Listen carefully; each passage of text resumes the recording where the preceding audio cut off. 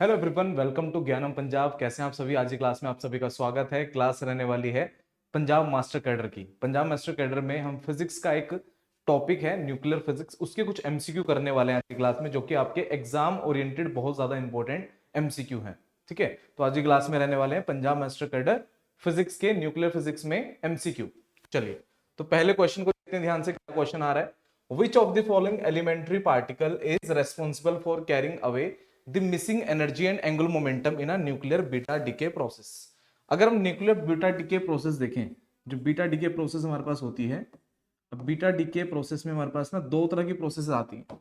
Beta decay भी आपकी दो तरीके की होती हैं। एक हमारे पास होती है पॉजिटिव बीटा डिके, एक हमारे पास आती है नेगेटिव बीटा डिके। ठीक है, जिसमें जो नेगेटिव बीटा डिके वाली मतलब इसमें इलेक्ट्रॉन आएगा, और जो पॉजिटिव बीटा डिके है इसमें हमारे पास पॉजिट्रॉन आता है, मतलब एंटी पार्टिकल ऑफ इलेक्ट्रॉन। तो यहाँ पे हमारे पास न्यूट्रॉन किस में कन्वर्ट होता है? प्रोटॉन में, प्लस हमारे पास एक इलेक्ट्रॉन आता है। तो इस प्रोसेस के अंदर आप देखते हो तो हमारे पास यहाँ पे एक न्यूट्रॉन किस में कन्वर्ट हुआ? में प्रोटॉन में कन्वर्ट होने के बाद साथ में हमारे पास यहाँ पे एक्स्ट्रा क्या आ रहा है? एक इलेक्ट्रॉन आ रहा है। वेट, एक प्रोटॉन सॉरी एक न्यूट्रॉन प्रोटॉन में कन्वर्ट हुआ है, प्लस हमारे पास यहाँ पे एक इलेक्ट्रॉन और साथ में हमारे पास ना यहाँ पे एक एंटी न्यूट्रॉन आता है जो कि इलेक्ट्रॉन का ही होगा। सिमिलर वे में बीटा पॉजिटिव डिके देखो तो एक प्रोटॉन किस में कन्वर्ट होता है? न्यूट्रॉन में, साथ में एक पॉजिट्रॉन आता है और हमारे पास यहाँ पे एक इलेक्ट्रॉन का न्यूट्रिनो आएगा। तो ये प्रोसेस होगी बीटा पॉजिटिव की, ये होगी बीटा नेगेटिव की। तो इस केस में जो हमारे पास यहाँ पे देखा जाता है, इसमें पूछा जा रहा है कि जो एक्स्ट्रा मिसिंग एनर्जी है या फिर एंगुलर मोमेंटम है, वो कौन सा पार्टिकल यहाँ पे कैरी करता है। अब ऑप्शन देखो, electron, muon like neutrino, electron like neutrino, या फिर हमारे पास न्यूट्रॉन। देखो न्यूट्रॉन तो हमारे पास यहाँ पे एक रिएक्शन में है, एक में नहीं है। न्यूट्रॉन प्रोटॉन में कन्वर्ट हुआ, प्रोटॉन न्यूट्रॉन में कन्वर्ट हुआ, तो यहाँ पे सिर्फ हमारे पास क्या कंडीशन आनी है? यहाँ पे जो एक्स्ट्रा मिसिंग एनर्जी और मोमेंटम होता है वो कैरी करते हैं ये वाले पार्टिकल जो लास्ट में दिखाई दे रहे हैं, एक तो ये और एक ये। तो ये हमारे पास क्या है? Electron like neutrino. इनको क्या बोलते हैं? Electron like neutrino. तो ऑप्शन नंबर सी यहाँ पे करेक्ट रहेगा। जो फर्स्ट क्वेश्चन है इसका आंसर आएगा हमारे पास ऑप्शन नंबर सी। जी, अब करते हैं नेक्स्ट क्वेश्चन। नेक्स्ट क्वेश्चन की अगर हम बात करें तो नेक्स्ट क्वेश्चन में ध्यान से देखो, nuclei with odd number of protons. कैसे हैं proton? Odd number of proton and neutrons are found to be far less in abundance in nature as compared to those with either or both of number of even, with either or both of the number even. This is due to, देखो हमारे पास ना चार तरह के pair होते हैं। एक होती है हमारे पास इवन इवन न्यूक्लियाई। जो इवन इवन न्यूक्लिया है वो हमारे पास हाईली स्टेबल है और उसका नेचर में भी अबंडेंस बहुत ज्यादा है, मतलब नेचर में सबसे ज्यादा हमारे पास इवन इवन न्यूक्लिया मिलती है। टोटल कितनी होती है? ये 160 के अराउंड। फिर आती है even odd and odd even, ये वाले मतलब ओड इवन और इवन ओड।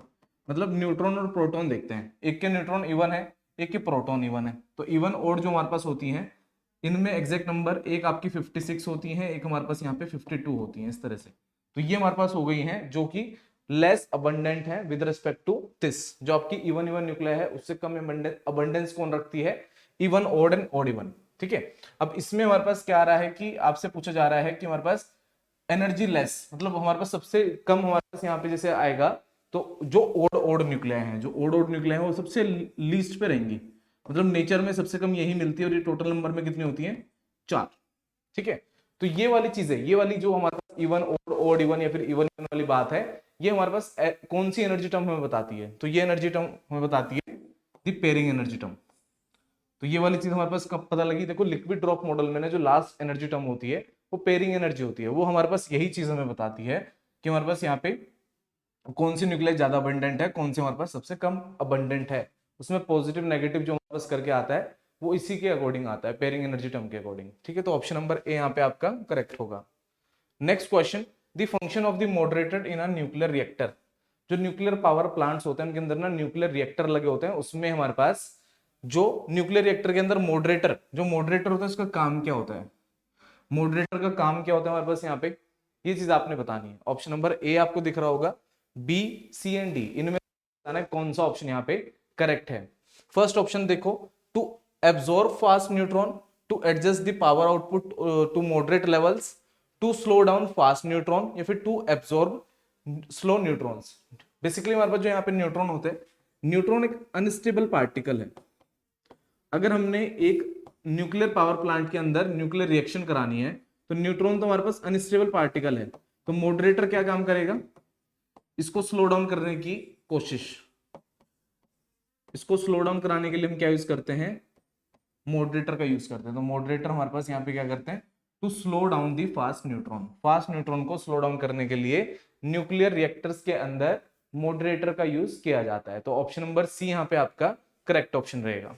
ठीक है, चलिए नेक्स्ट क्वेश्चन देखते हैं। Atoms which have isobaric nuclei have, देखो हमारे पास ना कुछ कैरेक्टरिस्टिक होते हैं, जैसे हमारे पास आइसोबैरिक हो गया है, फिर आपका आइसोबैरिक के अलावा हमारे पास होता है आइसोटॉप्स, आइसोमर्स, या फिर आपके आइसोटोनिक। तो अलग अलग तरह की हमारे पास चीजें होती हैं।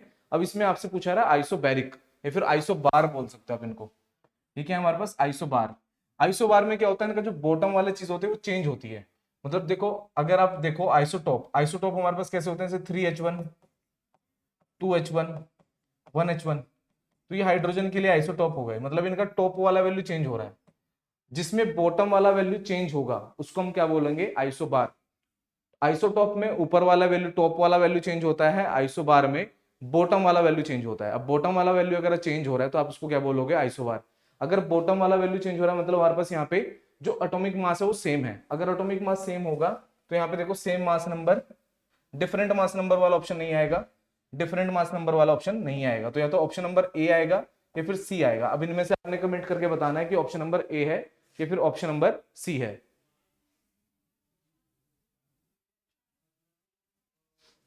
या तो ऑप्शन नंबर ए आएगा या फिर ऑप्शन नंबर सी आएगा, इनमें से आपने बताना है।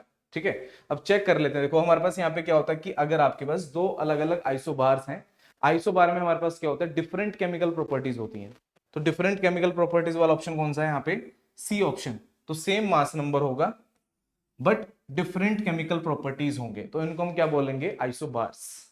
चलिए नेक्स्ट क्वेश्चन पे चलते हैं। ये हमारे पास आइसोबार के बारे में चीजें हैं। देखो कार्बन 14 जो आपको दिख रहा है, मतलब देखो कार्बन हमारे पास यहाँ पे 14C6 और यहाँ पे नाइट्रोजन है 14N7। मतलब यहाँ पे हमारे पास जो नीचे वाला, जो बॉटम वाला वैल्यू है, जैसे जिसको बोलते हैं Z, अगर AXZ में आप देखो तो Z जो होता है नंबर ऑफ प्रोटॉन्स के इक्विवेलेंट होता है, वैसे नंबर ऑफ प्रोटॉन या फिर नंबर ऑफ इलेक्ट्रॉन। तो दोनों का Z चेंज हो रहा है बट हमारे पास इनका एटॉमिक मास सेम है, दोनों के पास 14 है। तो ये हमारे पास क्या है, आइसोबार है। अब दो, एक नाइट्रोजन है एक कार्बन है, तो दोनों की डिफरेंट केमिकल प्रॉपर्टीज होंगी। अगर हमारे पास एक नाइट्रोजन है एक कार्बन है तो हमारे पास दोनों की डिफरेंट प्रॉपर्टीज होंगी केमिकल की। ठीक है, तो ये हमारे पास हो गया, क्योंकि दोनों के पास सेम क्या है, एटॉमिक मास है। तो यहाँ पे क्या आ रहा है, same mass number and different chemical properties. तो option number C will be the right choice, C option आएगा। नेक्स्ट है thermonuclear reactions involve reaction between nuclei at energies much less than the Coulomb barrier in the relativistic range near the threshold energies close to thermal energies of atom in solid।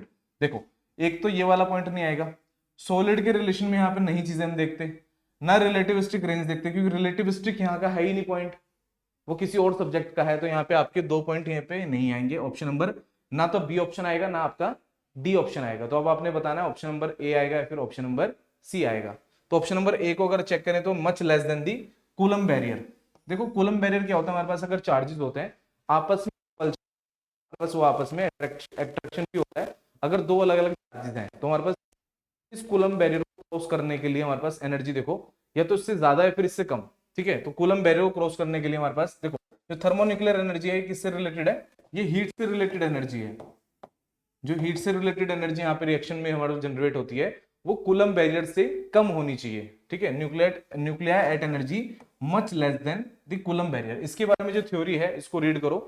Thermonuclear reactions occur at very high temperature such as in the sun's core और in hydrogen bomb. Hydrogen bomb में या फिर जो सन का core है, मतलब सन का जो मिडिल वाला पार्ट है उसमें हमारे पास थर्मोन्यूक्लियर रिएक्शंस होती हैं। The Coulomb barrier refer to the electrostatic repulsion between two positively charged nuclei। अगर हमारे पास दो पॉजिटिवली चार्ज न्यूक्लियाई हैं उनके बीच में जो एक तरह से इलेक्ट्रोस्टैटिक रिपल्शन होता है उसको आप कूलम्ब बैरियर बोल रहे हो। Classically nuclei would require energy greater than the Coulomb barrier to get close enough to fuse. मतलब फ्यूजन आपका सन के अंदर ही होता है, यहाँ पे फ्यूजन होता है ना, उसके अकॉर्डिंग बोला जा रहा है। Next, however in thermonuclear reaction fusion, sorry, quantum mechanical tunneling allows nuclei to overcome the Coulomb barrier at much lower energies than classical expected. तो ऑप्शन नंबर ए यहाँ पे करेक्ट आएगा, much less than the Coulomb barrier. Normally तो energy ज्यादा चाहिए होती है coulomb barrier को क्रॉस करने के लिए, पर अगर आप इस चीज को क्लासिकली देख रहे हो तब ये चीज होती है, बट हमारे पास क्वांटम मैकेनिकली कम एनर्जी चाहिएगी। तो ऑप्शन नंबर ए यहाँ पे करेक्ट होगा। Next question, an elementary particle whose energy is independent of its velocity is the. इनमें से कौन सा पार्टिकल ऐसा है जो खुद की वेलोसिटी पे डिपेंड नहीं करता, जो इंडिपेंडेंट मतलब अपनी वेलोसिटी से इंडिपेंडेंट? इलेक्ट्रॉन, फोटोन, प्रोटॉन और पायोन। अब इसमें ओड वन आउट कौन दिख रहा है आपको? जो फोटोन है। फोटोन हमारे पास स्पीड ऑफ लाइट से मूव करता है, मतलब खुद की वेलोसिटी नहीं है, स्पीड ऑफ लाइट से मूव करता है। अब स्पीड ऑफ लाइट से मूव कर रहा है, इससे हमारे पास क्या पता लगता है कि ये मासलेस पार्टिकल है। जितने भी पार्टिकल हमारे पास स्पीड ऑफ लाइट से मूव करते हैं वो कैसे होते हैं? Massless particle. तो फोटोन कैसा है? फोटोन भी मासलेस पार्टिकल होता है। फोटोन भी कैसा होगा? Massless particle. तो ऑप्शन नंबर बी फोटोन हमारे पास यहाँ पे करेक्ट होगा। ऑप्शन नंबर बी यहाँ पे करेक्ट आंसर आएगा। ठीक है, चलिए नेक्स्ट क्वेश्चन देखते हैं। इसके बारे में थ्योरी भी लिखी है साथ में। The energy of a particle is generally given by this equation, kinetic energy, और however for a photon which is a massless particle energy is given by this. तो जो फोटोन है वो उसकी एनर्जी देखो सिर्फ उसकी फ्रीक्वेंसी पे डिपेंड कर रही है। फोटोन सिर्फ फ्रीक्वेंसी पे डिपेंड करता है, स्पीड पे डिपेंड नहीं करता है। ऑप्शन नंबर यहाँ पे क्या आएगा? ऑप्शन नंबर बी आएगा, फोटोन। ठीक है, ऑप्शन नंबर बी यहाँ पे करेक्ट है। चलिए नेक्स्ट क्वेश्चन देखते हैं। With in the nucleus the charge distribution. अगर न्यूक्लियस के अंदर आप चार्ज डिस्ट्रीब्यूशन देखो, देखो कौन से हमारे पास यहाँ पे न्यूक्लियस के अंदर चार्ज होते हैं, या तो पॉजिटिवली चार्ज प्रोटॉन होगा या फिर हमारे पास न्यूट्रल न्यूट्रॉन होगा। तो इसमें पूछा जा रहा है कि जो विद इन द न्यूक्लियस हमारे पास है चार्ज डिस्ट्रीब्यूशन किस तरह से रहता है।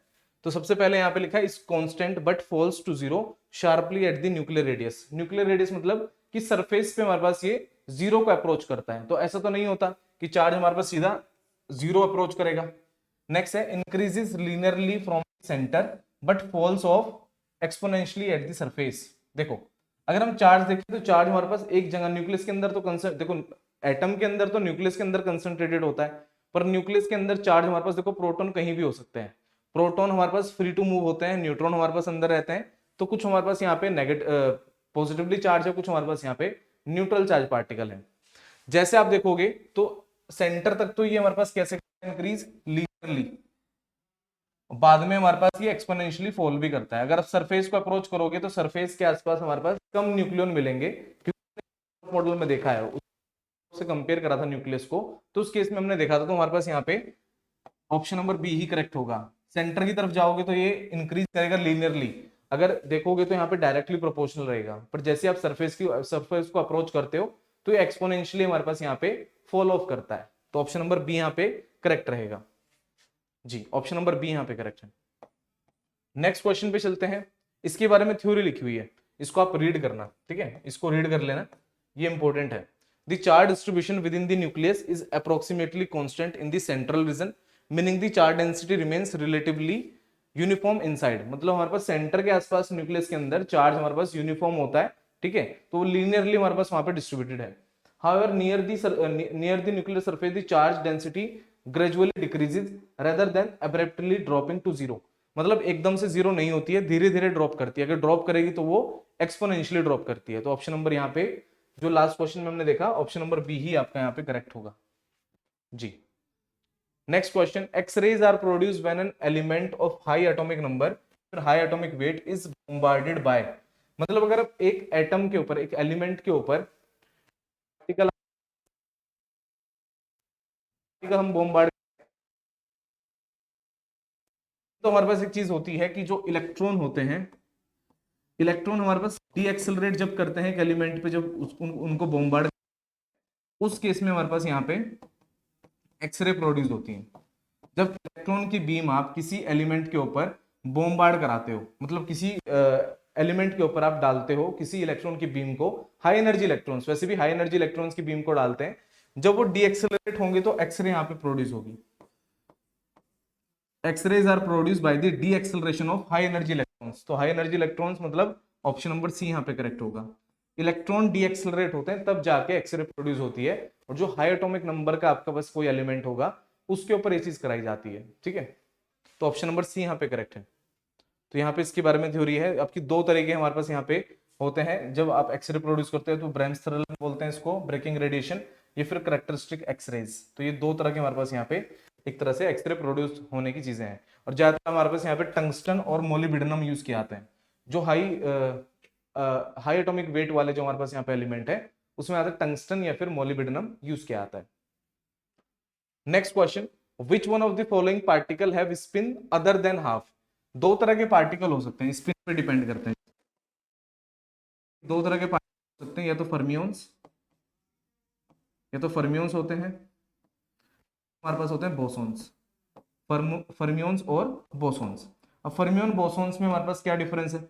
जो फर्मियोन्स होते हैं ये होते हैं हाफ ओड इंटेग्रल स्पिन वाले, हाफ ओड इंटेग्रल स्पिन वाले पार्टिकल।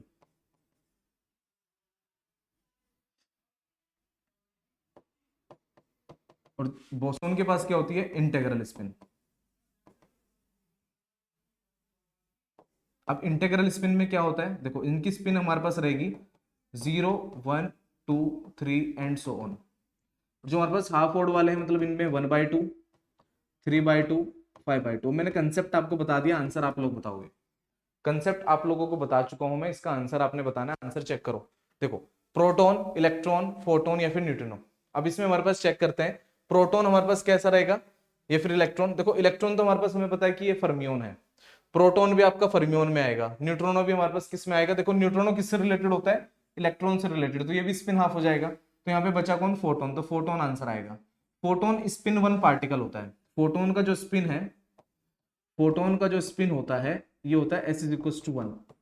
तो ये स्पिन वन पार्टिकल है, मतलब फोटोन इज अ बोसोन। अगर ये बोसोन है तो ओड वन आउट यही रहेगा। तो आंसर हमारे पास ऑप्शन नंबर सी आएगा यहाँ पे। प्रोटोन को देखो स्पिन हाफ है, electron spin half, neutrino spin half, और जो हमारे पास ये फोटोन है ये स्पिन वन है, मतलब ये बोसोन है। फोटोन हमारे पास कैसा होता है? स्पिन वन पार्टिकल, मतलब ये कैसा है? बोसोन रहेगा। ये फर्मियोन नहीं है, ये क्या है? बोसोन है। Next question, the deviation of the charge distribution from spherical symmetry can be estimated by measuring its electrical quadrupole moment, magnetic dipole moment, electric dipole moment या फिर चार्ज। अगर हमारे पास किसी न्यूक्लियस की कैसी सिमेट्री है? स्फेरिकल सिमेट्री है।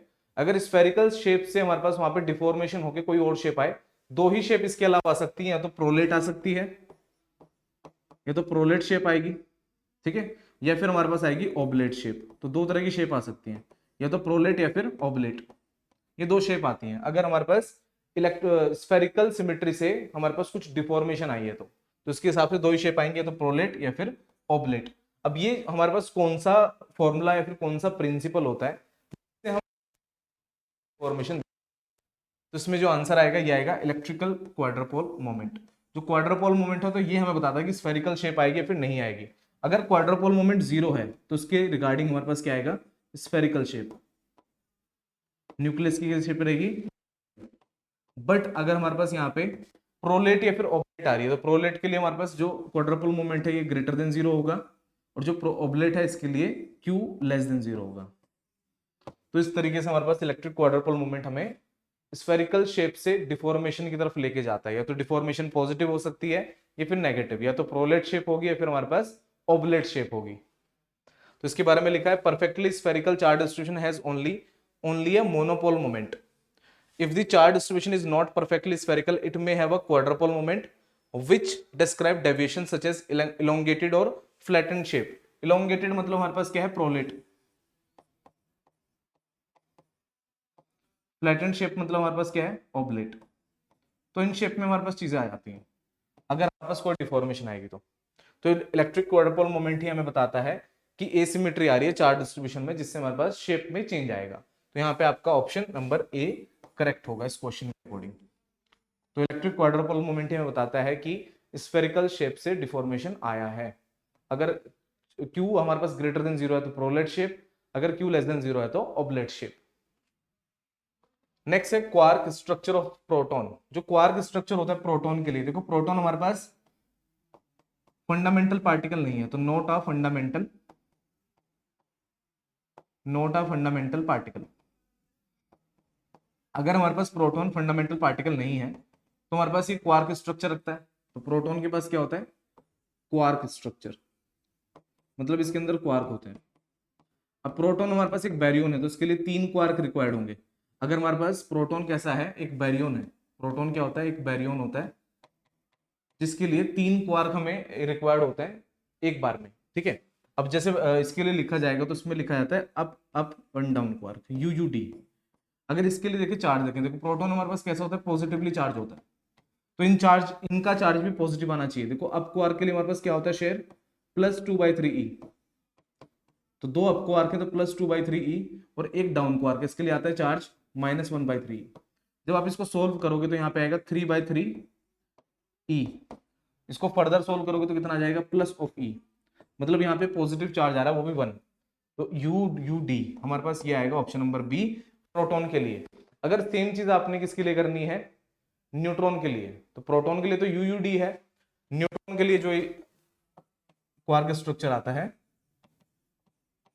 Neutron के लिए हमारे पास आएगा DDU।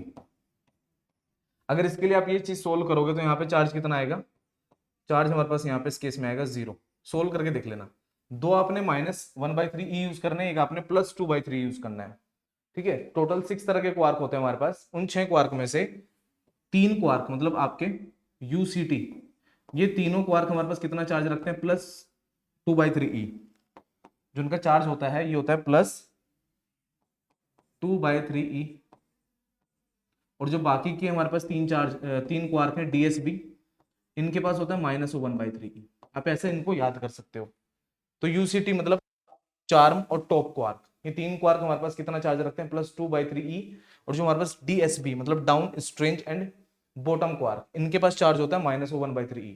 तो ऐसे आप इनको याद कर सकते हो। अभी के आंसर क्या है, ऑप्शन नंबर बी UUD।